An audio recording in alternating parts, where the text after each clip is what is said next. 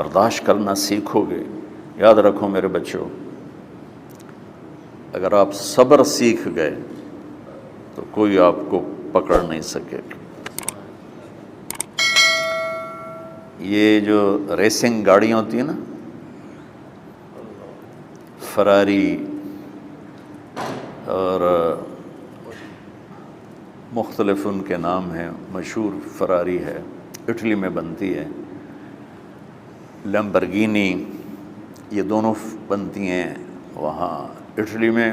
اور اس میں جو آدمی جا رہا ہو اس کے لیے اسپیڈ لمٹ کی قید کوئی نہیں، ورنہ سب گاڑیوں پہ 120 کلومیٹر پر کے اوپر جائیں گے تو جرمانہ ہوگا.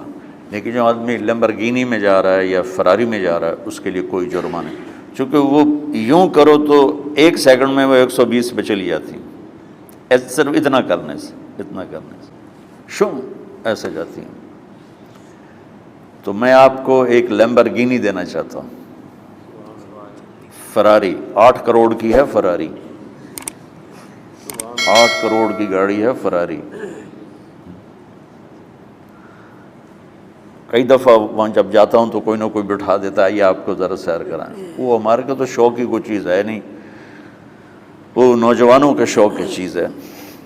تو 8 کروڑ کی گاڑی ہے، میں مفت آپ کو دے رہا ہوں، وہ ہے صبر. آخرت کے سفر میں اگر تیز چلنا چاہتے ہو اور سب سے آگے نکلنا چاہتے ہو تو صبر کی فراری پہ سوار ہو جاؤ. تمہیں کوئی پکڑ نہیں سکے گا، تمہارے کوئی قریب بھی نہیں آ سکے گا. کہ دنیا میں صبر کرنے والوں کا قحط آ گیا. بڑے بڑے علماء ہیں اخلاق سے خالی، بڑے بڑے علماء ہیں صبر جانتے ہی نہیں. اور پورا معاشرہ سر علماء، تم کل کے علماء ہو اس لیے علماء کی بات کر رہا ہوں، ورنہ پورا معاشرہ میرے بچوں صبر سے خالی ہے. تم سیکھو.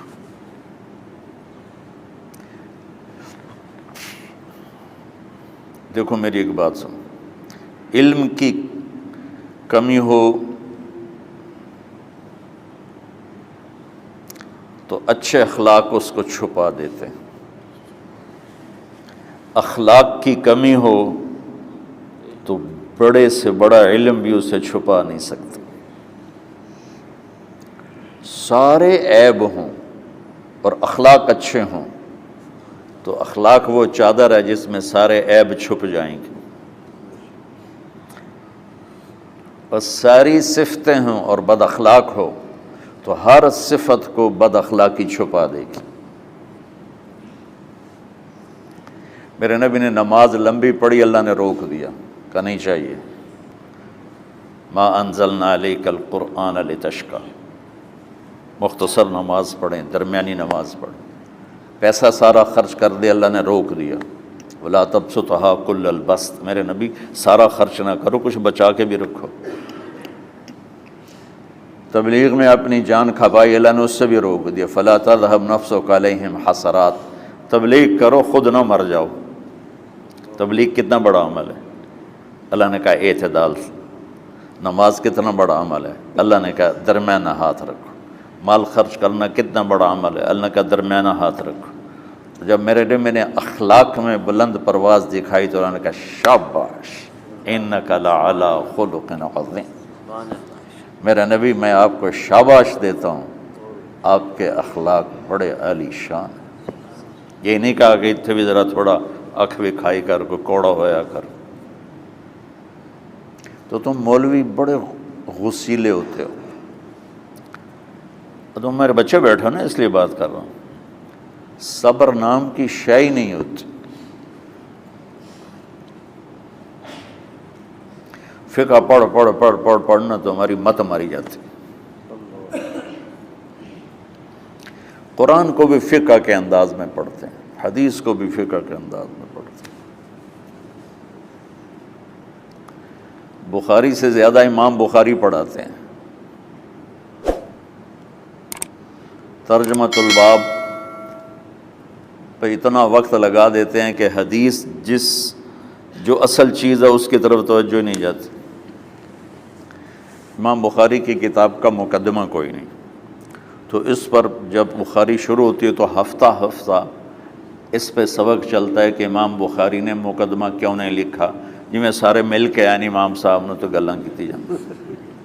میں اس کا اتنا آسان 1 منٹ میں اس سارے سبق کو ختم کر دیتا ہوں بخاری شریف کے، کہ دیکھو بھائی امام صاحب کا دل نہیں کیا مقدمہ لکھنے کو، اس لیے انہوں نے نہیں لکھا۔ گالموں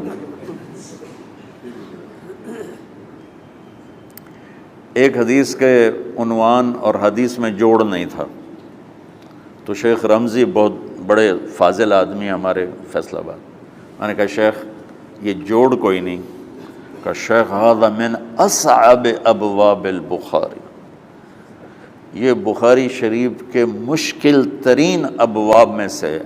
میں نے کہا بڑا آسان کام ہے، امام بخاری بھول گئے، ترجمہ کوئی اور تھا، حدیث کوئی اور لکھ دی، بھول گئے، بشر ہی تو ہیں، کیوں بچوں نے مصیبت وچ پان دیا۔ تو بچوں شوق سے جاؤ، بہانے نہ کرو، ہماری ذرا تھوک ڈال کے پیٹ میں درد، وہ شامہ پہ جان گیا پھر توڑیاں ٹھیک ہے نا، میں زیادہ بول نہیں سکتا ہوں، ضروری سمجھ کے آیا تھا کہ تم خوشی سے جاؤ۔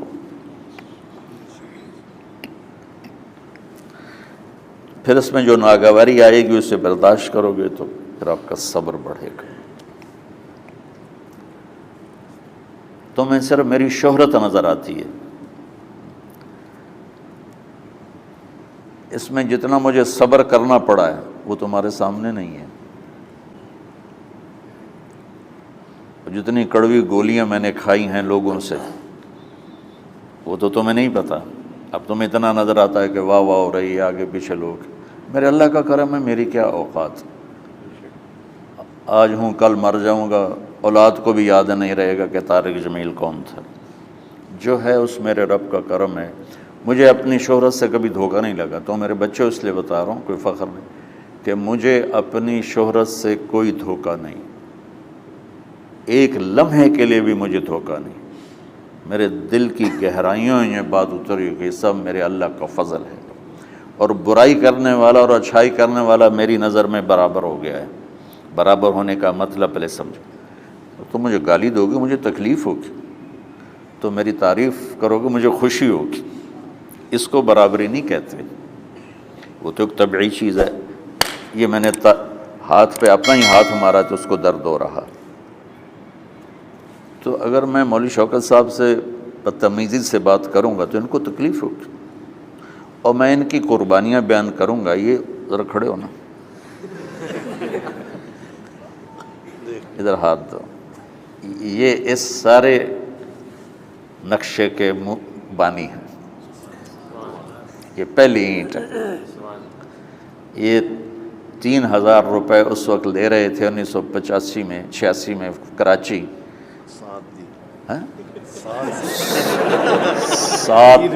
7,000 ان کی تنخواہ تھی، اور میں نے ان کو تلمبے میں بلایا 900 روپے مہینے پر۔ کتنا فرق ہے 7,000 اور 900 کا؟